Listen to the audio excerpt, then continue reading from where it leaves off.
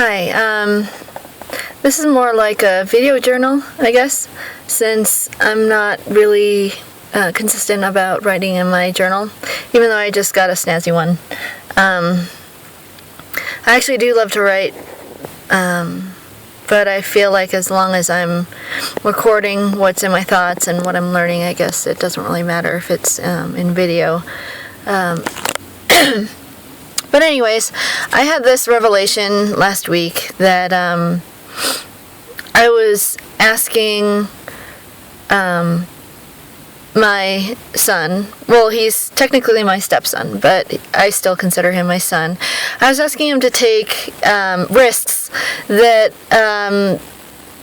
seemed really unreasonable in his mind, I'm sure, because it didn't look like I was making any risks. It looked like I was well put together, that I didn't have struggles, that that nothing was a challenge for me, and I felt the Lord bringing me to tell him about my struggles, and so I said, I had a really hard time today with blah, blah, blah, blah, blah.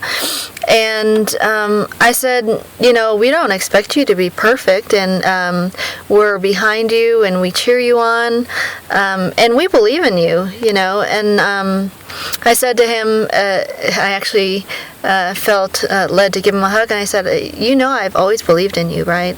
And at first he didn't say anything, and I was like, you know that, right? And he said yes. And so it really put a new spin on how I deal with some resistance in my kids, because now I'm starting to see it as they just don't want to prove themselves right, in terms of if they're having low self-esteem and they do something and they don't do as well as they hope they would, that's us pushing them to prove themselves right. And so in a way, I feel a push to encourage my kids to prove themselves wrong, from the standpoint that if they do have low self-esteem, to give them opportunities to prove that mindset wrong. Hey, I should have just believed in myself. It wasn't as hard as I thought. And so it's a part of, I think, we're just hiding so much. I've started to say, you know what, right now I'm just so stressed out, to my daughter, keep in mind, I'm really stressed out right now. I could try to be perfect and try to stay all put together, but I'm telling you, I can't really do much more than what I'm doing right now. And part of that is allowing myself to be imperfect and giving my children an experience of knowing that people can be imperfect, and that we can just say,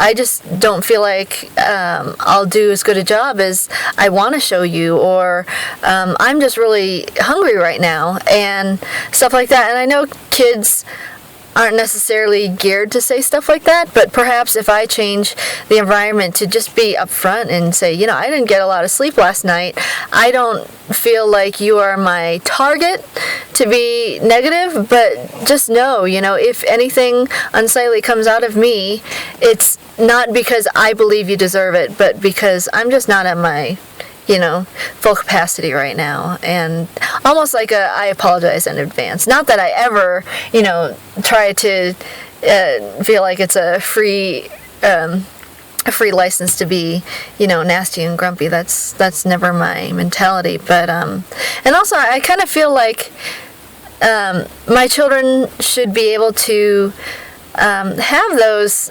emotions, but not leave me guessing, really. If I'll say, if you want to be angry, fine. I honor that anger, but could you at least give me an idea of where it's coming from? And in that process, this kind of helps them to understand what they're feeling as well. So, it's not that I know anything special. It's just that I have this